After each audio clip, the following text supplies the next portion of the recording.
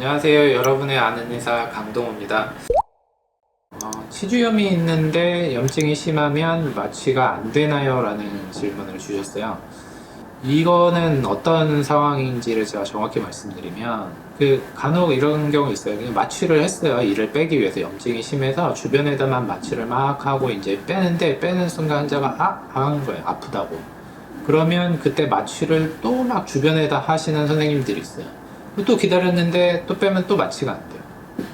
그러면 이분은 마취가 안 되는 부위냐, 또는 염증이 심해서 마취가 안 되는 거냐, 막 이런 얘기를 하잖아요. 말은 맞는데 무슨 말이냐면, 염증이 있으면요, 염증 주변은 다 마취가 돼요. 마취를 막 하면. 근데 이 염증 자체는 마취가 안 되니까 마취액이 염증에 들어오질 않아요. 그러니까 이 염증을 건드리면 통증이 있어요. 주변 조직은 아무리 찔러도 아프지 않은데 요 염증이 치아에 붙어 있거든요. 그럼 요걸 건드리면 막 아파요. 그러니까 빼려고 하면 아픈 거예요. 그러니까 마취가 안 됐는데 왜 자꾸 빼냐, 뭐 이런 얘기들을 하는데, 마취가 안 되는 분이 있는 게 아니고요, 이 염증 자체를 마취를 해야 돼요. 그러니까 염증에다가 주사침을 찔러서 마취를 해야 돼요. 근데 보통 접근이 되죠. 염증이 심하다고 하면 외부에서 마취로 이 염증에 접근이 돼요. 그 염증 부위를 찔러서 마취를 하면 마취가 됩니다. 그러니까 마취가 염증이 심하면은 안 되냐? 마취는 돼요. 단 마취하는 방식이 달라져야 된다는 거죠. 그래서 주변에만 마취하면 마취가 안 되고, 그 염증을 직접 찔러서 마취하면 마취가 된다. 그러니까 이거는 약간 스킬적인 부분이에요. 의사 선생님들의 설명은 그렇게 했어요. 염증이 심해서 마취가 잘 안 됩니다.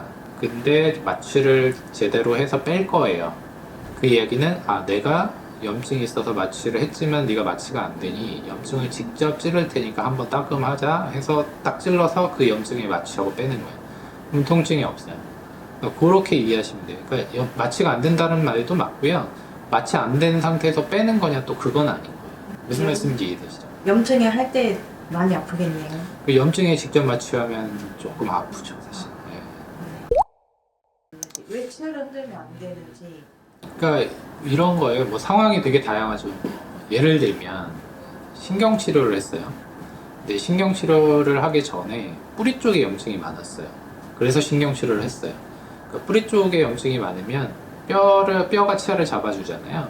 잡아주는 뼈가 치아 뿌리의 중간에 있고 뿌리 끝은 비어 있단 말이에요. 염증으로 차 있으니까.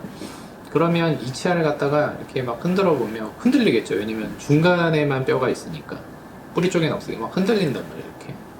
그러면 이거 흔든다는 게 결국 뭐냐면 발치하는 거예요. 이를 빼는 거잖아요. 우리 뺄 때 이렇게 잡고 좌우로 막 흔들어요. 그러면 중간 몸통의 뼈가 이 치아를 이렇게 잡아주고 있던 것들이 분리가 되면서 위로 쏙 빠지는 거거든요. 그렇게 빼요. 뺄 때 이렇게 돌려서 빼거든요. 흔들어서 빼고.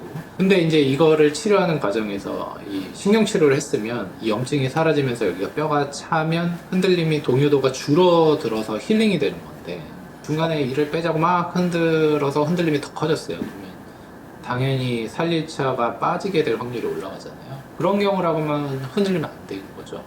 그리고 뭐 그런 경우가 아니더라 하더라도 뭐 치주 질환이 있는 치아인데 치주 치료를 했어요. 빼지 않고. 그러면 당연히 흔들리는 상황인 거죠. 그 치주 치료는 되게 위에 부분에 뼈가 없어요. 아래쪽이 뼈가 있고 위쪽부터 뼈가 높거든요. 잇몸 질환은요. 그러면 당연히 아래만 잡고 있으니까 위에가 흔들린단 말이에요. 그러면 또 이것도 발치하는 움직임이거든요. 이를 빼겠다고 할 때 흔드니까. 그걸 직접 하시는 거예요. 더 흔들리겠죠, 당연히. 빼야죠. 이렇게 되는 악수는 당연히 하시면 안 되는 그런 이제 행위인 거죠. 노인분들도 안 되겠네요. 뭐 나이는 사실 관계 없어요. 뿌리 쪽에 염증이 있는 게 젊은 분일 수도 있고, 뭐 나이 드시는 분일 수도 있고, 잇몸 질환이야 당연히 연세 드신 분들이 더 많으시겠지만, 그 원리가 중요한 거예요. 상황이 이렇고 원리가 이러니 그렇게 흔들면 안 된다. 그렇게 이해하시면 돼요. 치아 흔들었는데 좀 흔들리던데 눈에 보여, 느껴져, 이러는 친구들도 되게 많았단 말이에요. 그러니까 보통 이제 우리가 동요도를 평가할 때 뭐 1mm 미만, 뭐 1mm에서 3mm, 뭐 3mm 이상, 뭐 이렇게 1도, 2도, 3도 뭐 이렇게 뭐 나눠서 동요도를 평가하거든요. 물론 뭐 몇 mm를 재고 이러진 않지만 눈대중으로 본단 말이에요. 그러면 1mm 미만의 치아의 동요도는 거의 정상으로 보거든요. 그 치아가 얘기했던 치아 주변에는 치주 인대라고 하는 인대가 있어요. 그 인대가 치아를 붙잡고 있는 거거든요. 뼈에 딱 박혀 있는 게 아니고 뼈 옆에 인대가 있고 치아가 서 있는 거라서 그 간격만큼 흔들리는 거거든요. 그래서 뭐 이갈이 심한 분들 또는 교정 중인 분들 이런 분들은 치주 인대가 확장이 돼 있어요. 왜냐면 힘을 받으니까 또 이를 갈아도 좌우로 막 이를 갈았기 때문에 이들이 흔들려요. 근데 이게 아까 얘기했던 치주 질환이나 염증 때문에 흔들리는 게 아니고 그냥 동요도가 평상시보다 많아져 있는 것들이거든요. 근데 미세하게 움직임이 보인다라는 건 정상인 거고 흔들어 보면 당연히 움직여요. 누구나. 그러니까 흔들어 볼 필요도 없고 뭐 당연히 문제가 있으면 평가하면서 흔들어 보는 거예요. 의사들이. 그것도 변화를 보는 거예요. 흔들림의 양이 늘었는지 줄었는지. 그렇게 보시고 흔드시지 마시고.